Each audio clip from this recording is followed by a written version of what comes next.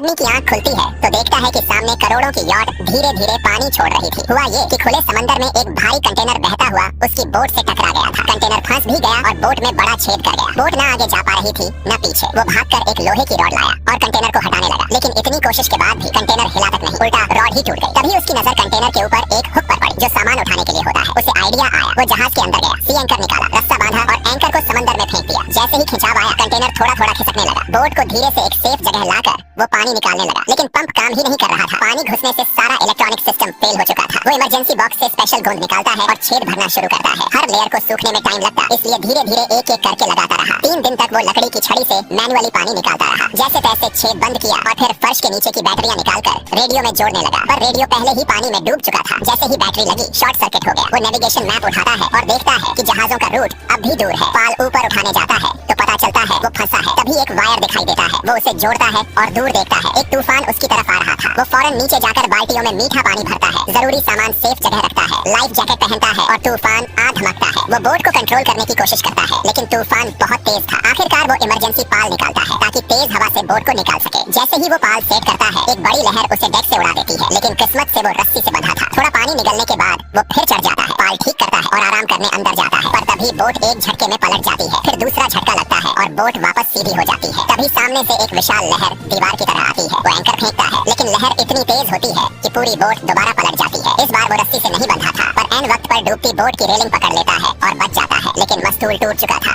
और रस्सियों ने संतुलन बिगाड़ दिया था। मजबूरी में वो रस्सियां काटता है, तभी देखता है डेक में एक नया छेद बन गया है और पानी फिर से अंदर आ रहा है। वो जैसे ही उसे भरने जाता है बोट हिलती है और वो खंभे से टकराकर बेहोश हो जाता है। होश आता है तो वो दर्द सहकर लाइफ राफ्ट निकालता है, रस्सियों से बांधता है, समंदर में छोड़ता है और कूद जाता है। फिर वापस यॉट में चढ़ता है, जरूरी सामान निकालता है और राफ्ट में रखता है। 20 दिन बीत जाते हैं। फिर एक दिन वो बाल्टी का हिस्सा काटता है, उसमें समुद्री पानी भरता है, ऊपर प्लास्टिक शीट बांधता है और बीच में कप रखकर खुद का बना हुआ पानी फिल्टर सिस्टम तैयार करता है। आखिरकार उसे कुछ मीठे पानी की बूंदें मिलती हैं। वो सेक्स टैंक से अपनी लोकेशन निकालता है। पता चलता है कि वो इंटरनेशनल शिपिंग रूट पर पहुंच चुका है। खुशी से चारों तरफ देखता है, लेकिन समंदर बिल्कुल खाली। शाम तक थककर बैठा होता है, तभी एक जहाज दूर से नजर आता है। वो भागकर फायर सिग्नल स्टिक जलाता है, लेकिन जब तक जलाता है जहाज निकल चुका होता है। अगले दिन वो जैसे तैसे मछली पकड़ता है, पर तभी एक शार्क मछली छीन लेती है। उसे लगने लगता है जैसे बदकिस्मती उसके साथ पैदा हुई हो। रात को अचानक तेज रोशनी आंखों में पड़ती है। एक और जहाज पास से गुजर रहा था। वो तुरंत फ्लेयर जलाता है, फिर डर के मारे दूसरा भी जला देता है, पर फिर भी किसी की नजर नहीं पड़ती। कुछ और दिन बीतते हैं और वो इंटरनेशनल रूट से दूर बह जाता है। हारकर वसीयत लिखता है, बोतल में डालता है और समंदर में बहा देता है। फिर अचानक एक यॉट नजर आती है, लेकिन अब उसके पास कोई फ्लेयर नहीं बचा होता। वो आखिरी दांव खेलता है, लाइफ राफ्ट को आग लगा देता है और खुद समंदर में कूद जाता है। वो बहुत देर तक तैरता है, आग की लौ धीरे धीरे बुझने लगती है। यॉट भी अभी तक नहीं हिली, वो लगभग हार चुका होता है। तभी आग की झलक में एक छोटी नाव नजर आती है। एक हाथ उसकी तरफ बढ़ता है और वो अपनी आखिरी ताकत लगाकर उस हाथ को पकड़ लेता है।